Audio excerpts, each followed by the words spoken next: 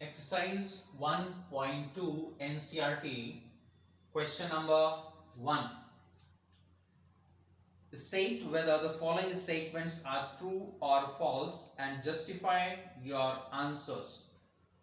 First part, every rational number is a real number. You see, every rational number is a real number. Rational numbers are of the form, we say 1 upon 2. So 1 upon 2 is but obvious a real number. So it's a real number, it belongs to a set of real numbers. So every rational number will be a real number. Every rational number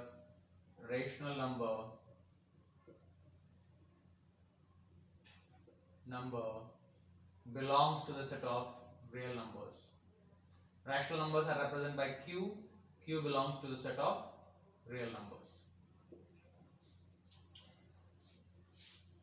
Question number 2, second part. Every point on the number line is of the form root m, where m is a natural number. Now every point is of the form root m. Every point that is represented is in form of root m, where m is a natural number. Suppose you have root 5, no problem, but there can be root 5.5 also, which is not a natural number. Therefore, the statement is false. Third part, every real number is irrational. Every real number is irrational. You see, every real numbers can be rational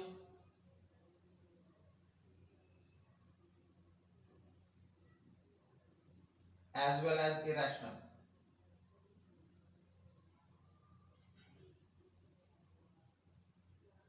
So the real numbers belong to the category of rational numbers also and irrational numbers also.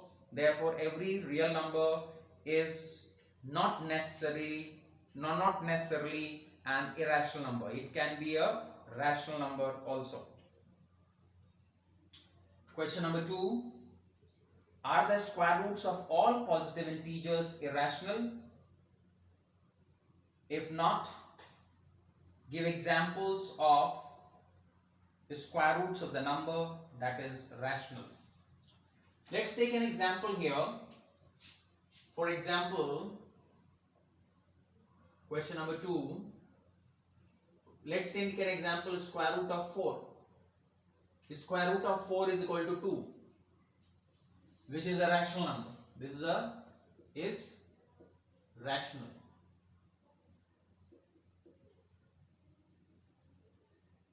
Therefore, the square root of any number necessarily, it may be rational, it may be irrational.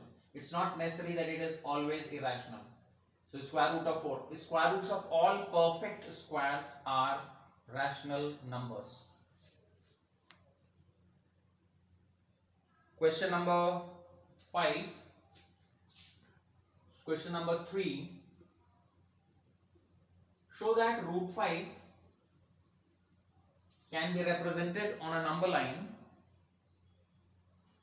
You see here, you draw a straight line of here a number line. This is 0, this is 1, this is 2.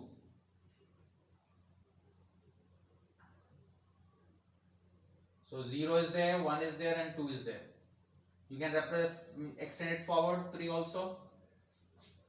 Now you see, add to draw a line of 1 centimeter, perpendicular line of 1 centimeter perpendicular. This is 1, this is 1, this is 1. So this whole length from here to here is 2. And this is 1.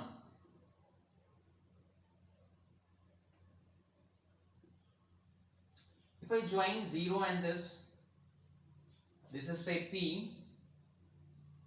So OP is equal to the square root of 2 square plus 1 square, that is equal to square root of 4 plus 1, that is equal to root 5. Now put metal end at point O, metal end of the pair of compasses at point O, and pencil end at point P, and draw an arc. Metal end here, pencil end here, and draw an arc to cut the number line somewhere at Q, say. So the distance from O to Q, this distance will represent root 5, because this is 2 square is 4, 1 square is 1, 2 square plus 1 square, that is 4 plus 1 is 5. This OP will be root 5 according to Pythagoras theorem. This is metal end here, pencil end here. When you draw arc, so this length OP is equal to OQ, and so OQ is equal to root 5. So root 5 can be represented on number line.